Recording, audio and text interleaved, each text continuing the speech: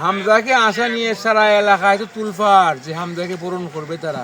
অনেক ছোটোবেলা থেকে তার রানিং, তার যে দৌড়ের স্ট্রেংথ, এগুলো দেখলে আমরা বুঝতে পারতাম যে আসলে হামজা একসময় খুব ভালো ফুটবল খেলতো। ওনার মাধ্যমে আমরা ভারতকে হারাবো। মোস্ট অফ দ্য টাইম আমাদের সাথে কাটাইতে হতো। তো তার চাইল্ডহুডের অনেকগুলো মেমোরিজের সাথে মানে আমরা অনেক এক্সপিরিয়েন্স আছে।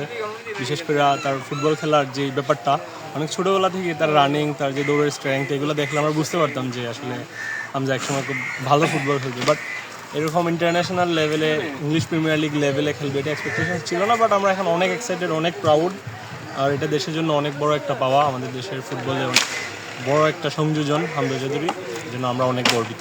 আমি ইবারিত বড় হয়েছি, কিন্তু আমরা যদি আমরা কুলহাকল হয়েছি তাই ছোট থেকে বড় হয়েছেন। আর আগে তো তাই বছর প্রতি বছর একবার আইছেন বাংলাদেশও, এখন তাই নাইতেছে না, প্রায় 11-12 বছরে তাই নাইতেছে।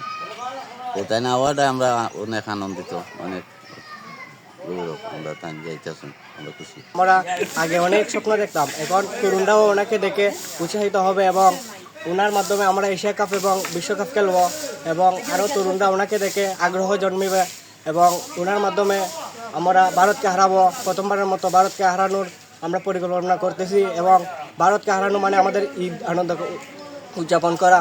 হামজাকে আশা নিয়ে সারা এলাকায় তো তুলফার যে হামজাকে পূরণ করবে তারা।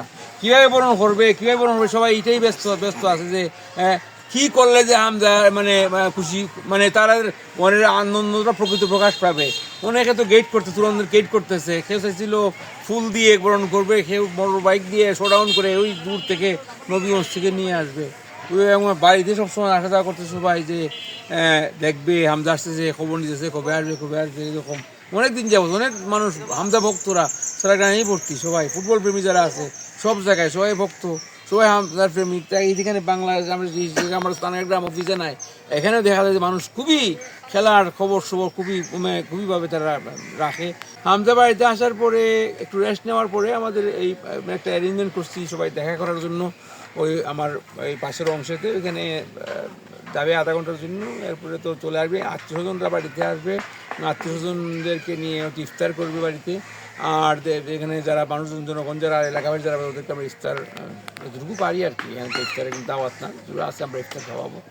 সে তো 20 বার হবে আসছে বাংলাদেশে, এই 1 বছর থেকে আসতেছে, প্রতি বছরই আসছে আপনার আসছে গেছে এইভাবে। এই ঈদে জামা জুতো অ্যাক্সেসরিজের ডিসকাউন্ট। লাস্ট আসছে 2014 আসছিল, লাস্ট 14-এর পরে সে আর আসে না। আসার চেষ্টা করছে 2 বছর আগে, কিন্তু সিকিউরিটির জন্য, ঝামেলার জন্য আসা হয় না, কারণ সে তখন প্রিমিয়ার লিগে খেলে। প্রিমিয়ার লিগের প্লেয়ার বাংলাদেশে আইসা অতপাড়া গ্রামে থাকবে, এটা অত সহজ জিনিস না, যে কারণে তাকে নিয়ে আসতে পারে না। দেশবাসীর প্রতি, দেশবাসী যে আমাদেরকে সাপোর্ট করতেছেন, হামজা যেভাবে বা দেশের জন্য আসতেছে, দেশবাসী যেভাবে আমাদেরকে সাপোর্ট করতেছে, এটার জন্য হামজা আনন্দিত, আমরা খুব আনন্দিত। আর এইভাবে সাপোর্ট করে গেলে অবশ্যই হামজার মাধ্যমে দেশেরই ফুটবল, বাংলাদেশ ফুটবল জয়ী হবে। আমরা একসময় আমরা বিশ্বকাপে খেলতে যাবো।